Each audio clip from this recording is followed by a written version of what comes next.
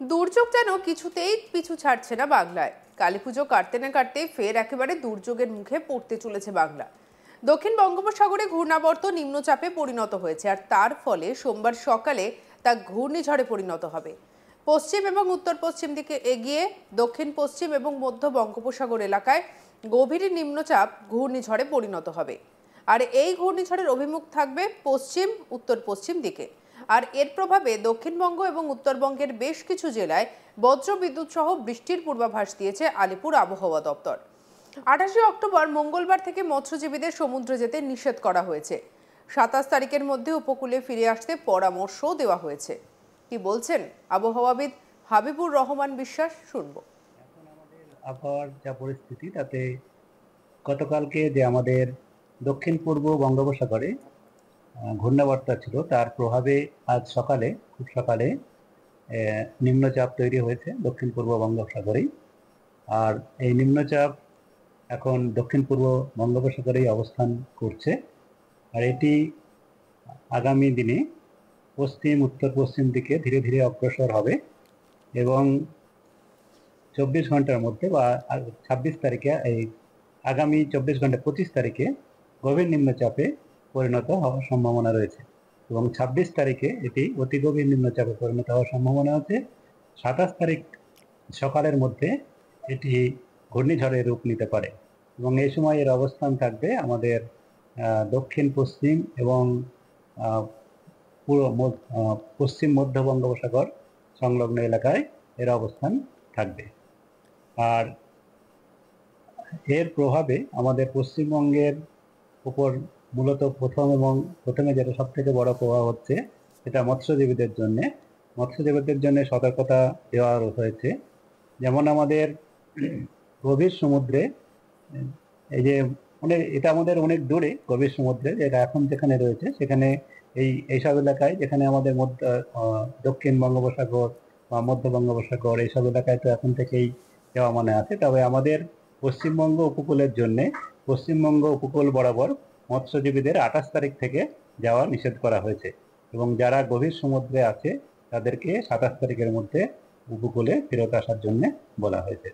কারণ এই সময়ে যেহেতু ধীরে ধীরে সিস্টেম ঘূর্ণিঝড়ের রূপ নেবে, তার জন্যে সমুদ্র উত্তাল থাকবে এবং বাতাসের গতিবেগও অনেক বেশি থাকবে। তার জন্যে গভীর সমুদ্রে যারা আছে তাদেরকে 27 তারিখের মধ্যে উপকূলে ফিরে আসার জন্য বলা হয়েছে এবং 28 তারিখ থেকে আমাদের উপকূল বরাবরও যেতে নিষেধ করা হয়েছে, সম্পূর্ণভাবে যেতে নিষেধ করা হয়েছে।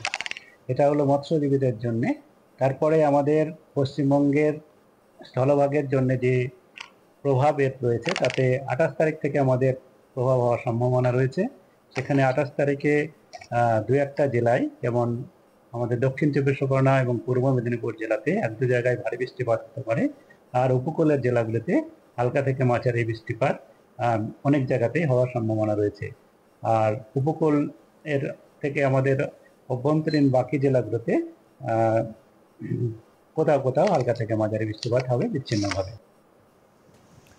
ছট পুজোয় হালকা বৃষ্টির সম্ভাবনা রয়েছে, আর সেই সঙ্গে জগদ্ধাত্রী পুজোয় ভারী বৃষ্টির সতর্কতাও জারি করা হয়েছে। আগামী সপ্তাহে মঙ্গলবার থেকে বৃহস্পতিবার সব জেলাতেই বৃষ্টির সম্ভাবনা তৈরি হতে পারে। রবিবার এবং সোমবার উত্তর এবং দক্ষিণ 24 পরগনা, পূর্ব এবং পশ্চিম মেদিনীপুর জেলাতে বজ্রবিদ্যুৎ সহ হালকা থেকে মাঝারি বৃষ্টির সম্ভাবনা রয়েছে। মঙ্গলবার ছট পুজোর দিন বৃষ্টির পরিমাণ বাড়বে। দক্ষিণবঙ্গের সব জেলাতেই বজ্রবিদ্যুৎ সহ বৃষ্টির পূর্বাভাস রয়েছে, আর সেই সঙ্গে বজ্রপাতের আশঙ্কাও সৃষ্টি হয়েছে। মঙ্গলবার দক্ষিণ 24 পরগনা এবং পূর্ব মেদিনীপুরে ভারী বৃষ্টির সতর্কতা জারি করা হয়েছে। বুধবার হাওড়া, উত্তর এবং দক্ষিণ 24 পরগনা, পূর্ব এবং পশ্চিম মেদিনীপুর এবং ঝাড়গ্রাম এই 6 জেলাতে ভারী বৃষ্টির সতর্কতা জারি করেছে হাওয়া অফিস।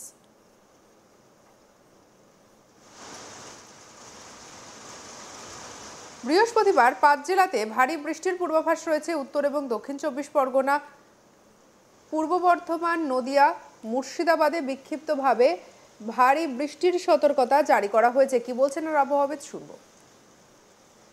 29 তারিখে আমাদের বৃষ্টিপাতের পরিমাণ কিছুটা বাড়ার সম্ভাবনা রয়েছে। সেখানে উপকূলের কয়েকটা জেলা, যেমন আমাদের উত্তর দক্ষিণ 24 পরগনা, পূর্ব পশ্চিম মেদিনীপুর, হাওড়া এবং ঝাড়গ্রাম এই জেলাগুলোতে ভারী বৃষ্টিপাতের সতর্কতা দেওয়া হয়েছে। 1-2 জায়গায় ভারী বৃষ্টিপাত হতে পারে।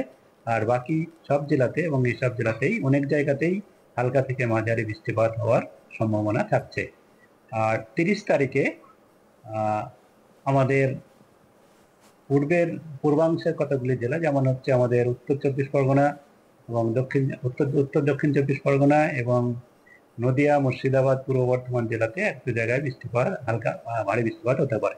তবে এগুলিতে এখন আমাদের অনেকটা দিন দেরি আছে, এগুলো আরো আমাদের পরবর্তীকালে আপডেট দেওয়া হবে। এখন মূলত আগামী 5 দিনের মধ্যে যেটা রয়েছে, সেখানে 28 তারিখে আমাদের পূর্ব মেদিনীপুর আর দক্ষিণ চব্বিশ পরগনা এই দুই জেলাতে ভারী বৃষ্টিপাতের সতর্কতা দেওয়া হয়েছে। উত্তরবঙ্গের ক্ষেত্রে যেটা আছে, আর আগামী দুদিনে দক্ষিণবঙ্গে শুষ্ক আবহাওয়ায় থাকবে।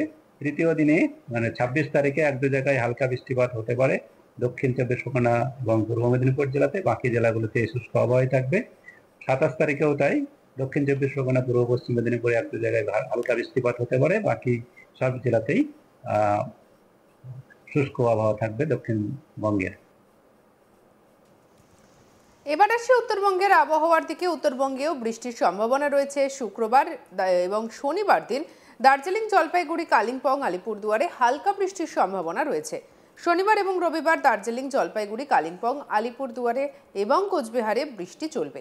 অর্থাৎ এই 5 জেলায় হালকা বৃষ্টি হতে পারে বিক্ষিপ্তভাবে। সোমবার থেকে আকাশ পরিষ্কার থাকবে, তবে বৃষ্টির কোনো সম্ভাবনা থাকছে না। কি বলছেন আর আবহাওয়াবিদ, শুনবো।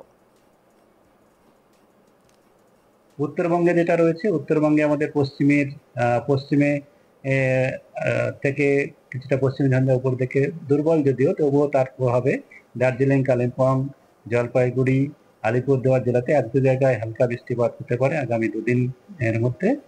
আর পরে 2 দিন বা 3 দিন মূলত শুষ্ক আবহাওয়া থাকবে। পরের দিকে আমাদের 29-30-এর দিকে উত্তরবঙ্গে বৃষ্টিপাতের পরিমাণ কিছুটা বাড়বে, সেখানে অনেক জায়গাতেই হালকা থেকে মাঝারি বৃষ্টিপাত হওয়ার সম্ভাবনা থাকছে। এই এখন আমাদের আবহাওয়ার পূর্বাভাস। এবং কলকাতা তার পার্শ্ববর্তী অঞ্চলের জন্য যেটা বলা হয়েছে, তাতে কলকাতাতে আগামী 2 দিনে আমাদের শুষ্ক আবহাওয়ায় থাকবে। 2 দিন পরে কিছুটা মেঘাচ্ছন্ন আকাশ, পার্টলি ক্লাউডি স্কাই, আংশিক মেঘলা আকাশ হওয়ার সম্ভাবনা রয়েছে। আর কলকাতাতেও আমাদের 28 তারিখ থেকে 28, 29, 30 এই সময়ে হালকা থেকে মাঝারি বৃষ্টিপাতের সম্ভাবনা থাকবে। তবে আমাদের যেমন হবে, যেটা ঘূর্ণিঝড় তৈরি হচ্ছে, সেটার গতিপথ কেমন হবে তার উপরে নির্ভর করে আবার আপনাদের আপডেট দেওয়া হবে। সঙ্গে রাখুন আজ তাক বাংলার ইউটিউব চ্যানেলকে। লাইক, কমেন্ট, শেয়ার, সাবস্ক্রাইব করতে ভুলবেন না।